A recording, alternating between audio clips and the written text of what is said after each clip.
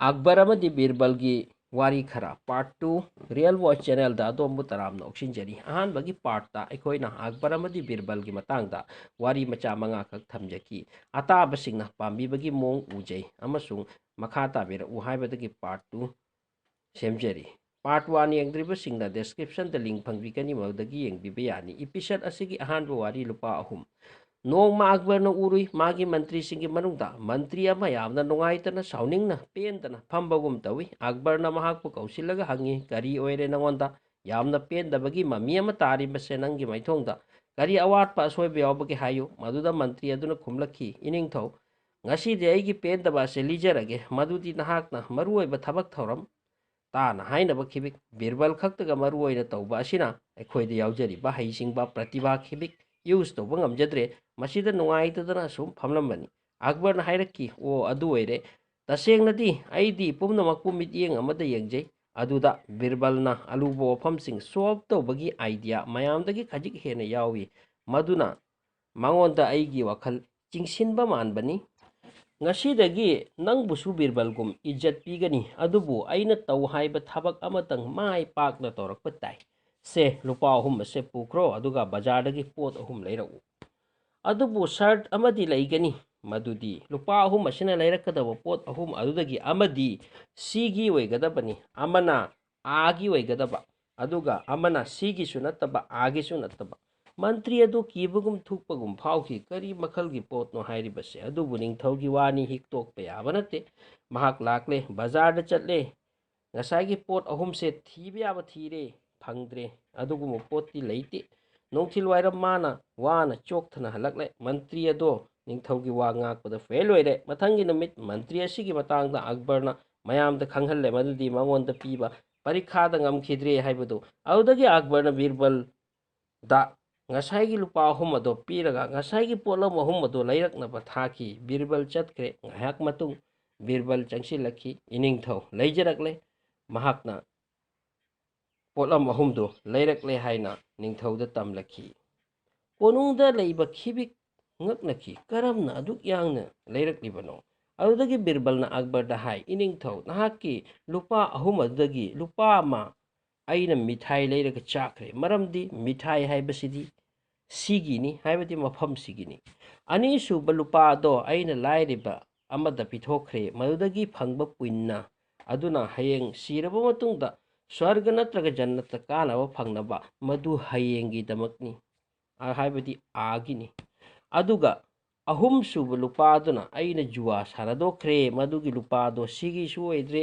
agi suoidre mahaki reply sida akbari am pen ki sanalik ama gift tauki korungda laiba khibikna amuk hanna birbal bu thagat lakhi अनीसुबु वारी लाइबक थीबा नुपा अकबर की कोनुंगी नाक्ता लाइबक थीबा नुपा अमा लेरम्मी मागी मतांगदा असुमना हाइनै नुपा असिगा अयुक थेंगनरबदी नोमदो दाव यादे असुमना मीसिंगना नुपा अदुबु यामना तन्नरम्मी ताथीबिरम्मी मसिगी वाफम असि ताबदा अकबरना नुपा अदुबु अमुक्तंग उके खनखि अमसुंग नुपा अदुबु मागी कोनुंगदा कौखी अदुगी मतुंगदा कोनुंगी कामदा नुपा अदुबु लयनबिरे मथंगी नुमित्ता अकबरना इरु माइथजरगा नुपा अदुगी रूमदा चटलगा नुपा अदुबु येंगलम्मी मदुदगी हंदुना चाक चाफमदा लाखी लंबीदा सिपाही अमना हाइरकी इनिंगथौ बेगम साहेबा ज्ञान मांगख्रे हाइरी अकबरना खल्ली लाइबक थीब नुपा दो येंगलंबत मंगाइरी थबक हौरेना सिदी अदुगा मदुगी मतुंग चाक चागे फमथकी अदुबु खंगौदना पुक नारखी कैसु चारक्त्रे नुमित अदो पुक नाना लामना हौख्रे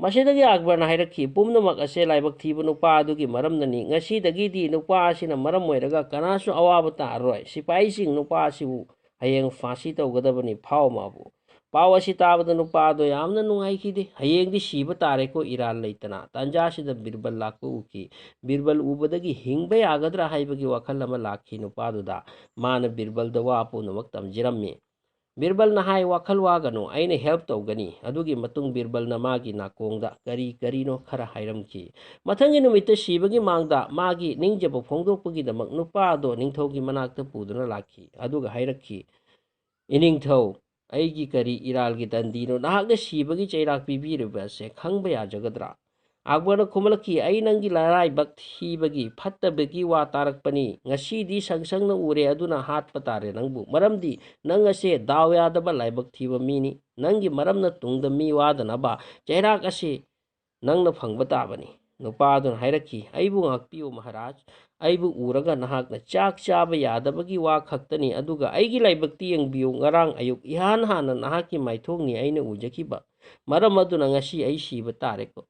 ꯏꯅꯤꯡꯊꯧ, ꯅꯍꯥꯛꯀꯤ ꯃꯥꯏꯊꯣꯡ ꯎꯖꯔꯨꯕꯅ ꯁꯤꯕꯒꯤ ꯆꯩꯔꯥꯛ ꯅꯜꯂꯤꯕꯅꯤ.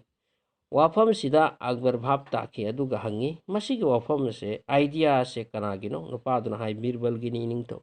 ꯃꯍꯥꯛ ꯄꯥꯝꯗꯦ, ꯑꯗꯨꯗꯤ ꯀꯩꯁꯨ ꯅꯠꯇꯕꯗ ꯅꯍꯥꯛꯅ ꯀꯔꯤꯒꯨꯝꯕ ꯑꯔꯥꯟꯕ ꯑꯃ ꯇꯧꯈꯤꯕꯁꯦ. ꯑꯛꯕꯔꯅ ꯅꯨꯄꯥꯗꯨꯕꯨ ꯊꯥꯗꯣꯛꯈꯤ ꯑꯃꯁꯨꯡ ꯕꯤꯔꯕꯜꯕꯨ ꯌꯥꯝꯅ ꯑꯍꯨꯝꯁꯨꯕ ꯋꯥꯔꯤ, ꯏꯁꯩ ꯁꯛꯄ ꯅꯨꯄꯥ. ꯅꯣꯡꯃ ꯑꯛꯕꯔꯒꯤ ꯀꯣꯅꯨꯡꯗ ꯏꯁꯩꯒꯤ ꯄ꯭ꯔꯣꯒ꯭ꯔꯥꯝ ꯑꯃ ꯊꯝꯈꯤ. ꯊꯧꯔꯝ ꯑꯗꯨꯗ ꯏꯁꯩ ꯁꯛꯈꯤꯕ ꯁꯩꯁꯛꯄ ꯑꯗꯨꯒꯤ ꯅꯨꯡꯁꯤꯕ ꯈꯣꯟꯖꯦꯜ, ꯏꯁꯩꯒꯤ ꯅꯨꯡꯉꯥꯏꯕꯗ ꯄꯦꯟꯖꯗꯨꯅ ꯑꯛꯕꯔꯅ ꯍꯥꯏꯈꯤ, ꯂꯧꯅꯤꯡꯕ ꯃꯅꯥ ꯃꯊꯨꯝ ꯍꯥꯏꯌꯨ ꯄꯤꯔꯒꯦ. ꯃꯗꯨꯗ ꯏꯁꯩ ꯁꯛꯄ ꯅꯨꯄꯥ ꯑꯗꯨꯅ ꯍꯥꯏꯔꯛꯈꯤ, ꯏꯅꯤꯡꯊꯧ, ꯃꯅꯥ ꯃꯊꯨꯝ ꯄꯥꯝꯖꯗꯦ. ꯕꯤꯔꯕꯜꯒꯤ ꯏꯖꯠꯀꯨꯝ ꯊꯥꯛꯀꯨꯝ ꯑꯩꯕꯨꯁꯨ ꯋꯥꯡꯍꯟꯕꯤꯌꯨ. ꯁꯩꯁꯛꯄꯗꯣ ꯕꯤꯔꯕꯜꯕꯨ ꯀꯂꯛꯄ ꯃꯤ ꯑꯣꯏꯔꯝꯃꯤ. ꯑꯛꯕꯔꯅ ꯅꯨꯄꯥ ꯑꯗꯨꯒꯤ ꯊꯃꯣꯏ ꯚꯥꯞ ꯇꯥꯈꯤ. ꯃꯍꯥꯛꯅ ꯍꯥꯏꯔꯛꯈꯤ, ꯁꯩꯁꯛꯄ ꯑꯃ ꯑꯣꯏꯅ ꯅꯉꯣꯟꯗ ꯄꯤꯒꯗꯕ ꯏꯖꯠ ꯄꯤꯔꯤ. ꯕꯤꯔꯕꯜꯗꯤ ꯂꯧꯁꯤꯡ ꯂꯩꯕ ꯃꯤꯑꯣꯏꯅꯤ. ꯃꯥꯒꯤ ꯏꯖꯠꯅꯕꯨ ꯔꯥꯖꯅꯤꯇꯤ ꯂꯩꯉꯥꯛꯂꯣꯟ ꯍꯩꯕꯒꯤꯗꯃꯛꯅꯤ. ꯑꯁꯨꯝꯅ ꯅꯤꯡꯊꯧꯅ ꯃꯥꯕꯨ ꯚꯥꯞ ꯇꯥꯅꯕ ꯍꯣꯠꯅꯩ, ꯑꯗꯨꯕꯨ ꯁꯩꯁꯛꯄ ꯅꯨꯄꯥ ꯑꯗꯣ ꯁꯨꯛꯌꯥ ꯌꯥꯔꯝꯗꯦ. ꯃꯁꯤꯗꯒꯤ ꯅꯤꯡꯊꯧꯅ ꯆꯩꯔꯥꯛ ꯃꯆꯥ ꯑꯃ ꯄꯤꯗꯕ ꯌꯥꯗ꯭ꯔꯦ ꯈꯟꯈꯤ. ꯃꯊꯪꯒꯤ ꯑꯌꯨꯛ ꯑꯛꯕꯔꯅ ꯁꯩꯁꯛꯄ ꯅꯨꯄꯥꯗꯨꯒ ꯕꯤꯔꯕꯜꯒ ꯀꯧꯔꯦ. ꯑꯗꯨꯒ ꯑꯅꯤꯃꯛꯇ ꯍꯥꯏꯔꯝꯃꯤ, ꯅꯈꯣꯏ ꯑꯅꯤ ꯊꯪꯅꯕ ꯂꯩꯕꯥꯛ ꯑꯁꯤꯗ ꯆꯠꯈꯣ, ꯑꯗꯨꯒ ꯆꯤꯊꯤ ꯑꯁꯤ ꯄꯨꯈꯣ, ꯑꯗꯨꯒ ꯅꯤꯡꯊꯧꯗꯨꯗ ꯄꯥꯍꯜꯂꯨ. ꯃꯈꯣꯏ ꯑꯅꯤ ꯆꯠꯈ꯭ꯔꯦ. ꯆꯠꯂꯝꯗꯥꯏꯗ ꯁꯩꯁꯛꯄ ꯅꯨꯄꯥꯗꯨꯗ ꯍꯥꯏꯈꯤ, ꯅꯪꯅ ꯍꯜꯂꯛꯂꯒ ꯅꯪꯅ ꯍꯥꯏꯔꯤꯕ ꯄꯣꯠ ꯑꯗꯨ ꯐꯪꯒꯅꯤ. ꯅꯤꯡꯊꯧ ꯑꯗꯨꯅ ꯆꯤꯊꯤ ꯑꯗꯨ ꯄꯥꯏꯔꯒ ꯄꯥꯈꯤ. ꯆꯤꯊꯤꯗꯨ ꯄꯥꯔꯕ ꯇꯨꯡꯗ ꯃꯍꯥꯛ ꯉꯛꯆꯥꯅꯈꯤ ꯑꯃꯁꯨꯡ ꯁꯤꯄꯥꯏꯁꯤꯡꯕꯨ ꯀꯧꯈꯤ. ꯑꯗꯨꯒ ꯍꯥꯏ, ꯃꯈꯣꯏ ꯑꯅꯤꯁꯤ ꯂꯣꯀꯥꯞꯇ ꯊꯝꯃꯨ. ꯍꯌꯦꯡ ꯑꯌꯨꯛ ꯃꯈꯣꯏ ꯑꯅꯤꯒꯤ ꯈꯨꯠ ꯀꯛꯀꯗꯕꯅꯤ. ꯃꯈꯣꯏꯒꯤ ꯅꯤꯡꯊꯧꯅ ꯑꯁꯨꯝꯅ ꯏꯔꯛꯂꯤ ꯃꯗꯨꯗꯤ ꯆꯤꯊꯤ ꯄꯨꯔꯛꯄ ꯃꯤꯁꯤꯡ ꯑꯗꯨꯒꯤ ꯃꯈꯨꯠ ꯀꯛꯎ. ꯋꯥꯐꯝꯁꯤ ꯇꯥꯕꯗ ꯁꯩꯁꯛꯄ ꯑꯗꯣ ꯀꯤꯕꯒꯤ ꯉꯝꯈꯩ ꯂꯩꯈꯤꯗ꯭ꯔꯦ, ꯀꯞꯂꯝꯃꯤ. ꯑꯃꯔꯣꯝꯗ ꯕꯤꯔꯕꯜꯅ ꯃꯉꯣꯟꯗ ꯍꯥꯏꯔꯝꯃꯤ, ꯍꯌꯦꯡꯒ ꯑꯌꯨꯛ ꯌꯧꯔꯛꯄꯗ ꯅꯪꯅ ꯑꯁꯨꯝꯅ ꯍꯥꯏꯒꯗꯕꯅꯤ, ꯏꯅꯤꯡꯊꯧ, ꯑꯩꯒꯤ ꯈꯨꯠ ꯍꯥꯟꯅ ꯀꯛꯎ, ꯃꯁꯤꯇ ꯍꯥꯏꯗꯨꯅ ꯂꯩꯌꯨ. ꯑꯩꯁꯨ ꯑꯩꯒꯤ ꯍꯥꯟꯅ ꯀꯛꯄꯤꯌꯨ ꯍꯥꯏꯅ ꯂꯩꯒꯦ. ꯑꯗꯨꯒꯤ ꯃꯇꯨꯡꯗ ꯑꯣꯏꯔꯛꯀꯗꯕꯗꯣ ꯑꯩ ꯌꯦꯡꯒꯦ. ꯅꯪ ꯀꯔꯤꯃꯠꯇ ꯋꯥꯒꯅꯨ. ꯑꯁꯨꯝꯅ ꯃꯊꯪꯒꯤ ꯑꯌꯨꯛꯇ ꯁꯩꯁꯛꯄꯗꯨꯁꯨ ꯕꯤꯔꯕꯜꯁꯨ ꯑꯩꯒꯤ ꯈꯨꯠ ꯍꯥꯟꯅ ꯀꯛꯎ, ꯑꯩꯒꯤ ꯈꯨꯠ ꯍꯥꯟꯅ ꯀꯛꯎ ꯍꯥꯏꯗꯨꯅ ꯂꯣꯟꯅꯩ. ꯃꯁꯤ ꯎꯕꯗ ꯅꯤꯡꯊꯧꯗꯨꯅ ꯍꯥꯏꯔꯛꯈꯤ, ꯀꯔꯤꯅꯣ ꯅꯈꯣꯏ ꯑꯅꯤꯅ ꯇꯧꯔꯤꯁꯦ? ꯅꯕꯥꯅꯤꯛ ꯍꯤꯡꯕ ꯄꯥꯝꯗ꯭ꯔꯕ ꯖꯥꯠꯂꯥ? ꯃꯗꯨꯗ ꯕꯤꯔꯕꯜꯅ ꯍꯥꯏꯔꯛꯈꯤ, ꯏꯅꯤꯡꯊꯧ, ꯏꯕꯥꯅꯤꯛꯅ ꯑꯩꯒꯤ ꯍꯥꯟꯅ ꯀꯛꯎ ꯍꯥꯏꯕꯁꯤꯗ ꯋꯥꯔꯤ ꯑꯃ ꯐꯨꯝꯗꯨꯅ ꯂꯩꯅꯦ. ꯅꯤꯡꯊꯧꯗꯨꯅ ꯍꯪꯂꯛꯈꯤ, ꯀꯔꯤ ꯋꯥꯔꯤ? ꯃꯗꯨꯗ ꯕꯤꯔꯕꯜꯅ ꯍꯥꯏꯔꯛꯈꯤ, ꯑꯩꯈꯣꯏꯒꯤ ꯅꯤꯡꯊꯧꯅ ꯅꯍꯥꯛꯀꯤ ꯂꯩꯕꯥꯛ ꯑꯁꯤ ꯂꯧꯁꯤꯟꯕ ꯄꯥꯝꯃꯤ. ꯄꯥꯟꯖꯤ ꯀꯅꯛ ꯑꯃꯅ ꯑꯁꯨꯝꯅ ꯍꯥꯏꯔꯛꯈꯤ, ꯅꯍꯥꯛꯅ ꯃꯔꯥꯜ ꯂꯩꯇꯕ ꯃꯤ ꯑꯅꯤꯒꯤ ꯈꯨꯠ ꯀꯛꯂꯕꯗꯤ ꯅꯍꯥꯛ ꯄꯨꯟꯅ ꯐꯪꯒꯅꯤ. ꯑꯗꯨꯒ ꯑꯍꯥꯟꯕ ꯈꯨꯠ ꯀꯛꯄ ꯃꯤ ꯑꯗꯨꯅ ꯅꯍꯥꯛꯀꯤ ꯂꯩꯕꯥꯛꯁꯤꯒꯤ ꯅꯤꯡꯊꯧ ꯑꯣꯏꯒꯅꯤ, ꯑꯗꯨꯒ ꯑꯅꯤꯁꯨꯕ ꯑꯗꯨꯅ ꯃꯟꯇ꯭ꯔꯤ. ꯑꯗꯨꯝꯅ ꯇꯧꯔꯕꯗꯤ ꯂꯩꯕꯥꯛ ꯑꯁꯤ ꯑꯩꯈꯣꯏꯒꯤ ꯅꯤꯡꯊꯧꯒꯤ ꯈꯨꯠꯇ ꯆꯠꯈꯤꯕ ꯇꯥꯔꯦ. ꯋꯥꯐꯝꯁꯤ ꯇꯥꯕꯗ ꯅꯤꯡꯊꯧꯗꯨꯅ ꯍꯥꯏꯔꯛꯈꯤ, ꯑꯩꯕꯨ ꯑꯄꯪꯕꯅꯤ ꯈꯟꯕ꯭ꯔꯥ? ꯍꯧꯖꯤꯛꯃꯛ ꯅꯈꯣꯏꯒꯤ ꯂꯩꯕꯥꯛꯇ ꯍꯟꯈ꯭ꯔꯣ. ꯑꯁꯨꯝꯅ ꯃꯈꯣꯏ ꯍꯔꯥꯎꯅ ꯍꯜꯂꯛꯂꯒ ꯑꯛꯕꯔꯗ ꯋꯥꯔꯤꯗꯨ ꯇꯝꯂꯛꯈꯤ. ꯃꯁꯤꯗꯒꯤ ꯑꯛꯕꯔꯅ ꯍꯥꯏꯈꯤ, ꯁꯩꯁꯛꯄ, ꯍꯧꯖꯤꯛꯁꯨ ꯅꯪ ꯕꯤꯔꯕꯜꯒ ꯃꯥꯟꯅꯩ ꯈꯜꯂꯤꯕ꯭ꯔꯥ? ꯁꯩꯁꯛꯄ ꯑꯗꯨꯅ ꯃꯔꯥꯜ ꯌꯥꯖꯈꯤ.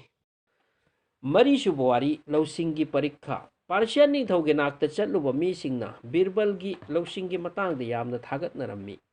ꯃꯔꯝ ꯑꯁꯤꯅ ꯅꯤꯡꯊꯧ ꯑꯗꯨꯅ ꯕꯤꯔꯕꯜꯒ ꯎꯅꯕ ꯄꯥꯝꯂꯝꯃꯤ. ꯃꯍꯥꯛꯅ ꯅꯤꯡꯊꯧ ꯑꯛꯕꯔꯗ ꯆꯤꯊꯤ ꯊꯥꯔꯛꯈꯤ, ꯌꯥꯔꯒꯗꯤ ꯕꯤꯔꯕꯜꯕꯨ ꯃꯥꯒꯤ ꯂꯩꯕꯥꯛꯇ ꯑꯃꯨꯛꯇꯪ ꯂꯥꯛꯍꯟꯕꯤꯌꯨ, ꯏꯁꯄꯤꯁꯦꯜ ꯒꯦꯁ ꯑꯃꯒꯨꯝ. ꯋꯥꯐꯝ ꯑꯁꯤ ꯑꯛꯕꯔꯅ ꯕꯤꯔꯕꯜꯗ ꯈꯪꯍꯜꯂꯦ. ꯕꯤꯔꯕꯜꯁꯨ ꯌꯥꯔꯦ. ꯑꯗꯨꯒꯤ ꯃꯇꯨꯡ ꯈꯨꯗꯣꯜ ꯄꯣꯠ ꯀꯌꯥꯒ ꯕꯤꯔꯕꯜꯕꯨ ꯄꯥꯔꯁꯤꯌꯥ ꯂꯩꯕꯥꯛꯇ ꯊꯥꯈꯤ. ꯃꯍꯥꯛꯄꯨ ꯋꯦꯜꯀꯝ ꯇꯧꯔꯒ ꯃꯌꯥꯝꯅ ꯀꯧꯁꯤꯜꯂꯤ. ꯑꯩꯈꯣꯏꯒꯤ ꯅꯤꯡꯊꯧꯅ ꯅꯍꯥꯛꯀ ꯎꯅꯕꯒꯤꯗꯃꯛ ꯈꯧꯔꯥꯡꯅ ꯉꯥꯏꯔꯤꯕꯅꯤ. ꯑꯁꯨꯝꯅ ꯃꯥꯕꯨ ꯅꯤꯡꯊꯧ ꯀꯣꯅꯨꯡꯗ ꯄꯨꯁꯤꯟꯈꯤ. ꯑꯗꯨꯒ ꯏꯁꯄꯤꯁꯦꯜ ꯀꯥ, ꯅꯤꯡꯊꯧꯅ ꯂꯩꯐꯝ ꯀꯥ ꯑꯗꯨꯗ ꯊꯥꯖꯤꯜꯂꯝꯃꯤ. ꯀꯣꯅꯨꯡ ꯃꯅꯨꯡ ꯌꯧꯈ꯭ꯔꯕꯒꯤ ꯇꯨꯡꯗꯗꯤ ꯕꯤꯔꯕꯜ ꯌꯥꯝꯅ ꯉꯛꯈꯤ. ꯃꯔꯝꯗꯤ ꯅꯤꯡꯊꯧ ꯑꯗꯨꯒ ꯆꯞ ꯃꯥꯟꯅꯕ ꯃꯈꯣꯏ ꯇꯔꯨꯛ ꯆꯤꯌꯥꯔ ꯇꯔꯨꯛꯇ ꯐꯝꯂꯤ. ꯕꯤꯔꯕꯜꯅꯗꯤ ꯅꯤꯡꯊꯧ ꯑꯗꯨꯕꯨ ꯑꯃꯨꯛꯇꯁꯨ ꯎꯈꯤꯗ꯭ꯔꯤ. ꯍꯧꯖꯤꯛ ꯀꯔꯝꯅ ꯑꯣꯔꯤꯖꯤꯅꯦꯜ ꯅꯤꯡꯊꯧ ꯑꯗꯨ ꯈꯟꯗꯣꯛꯀꯅꯤ?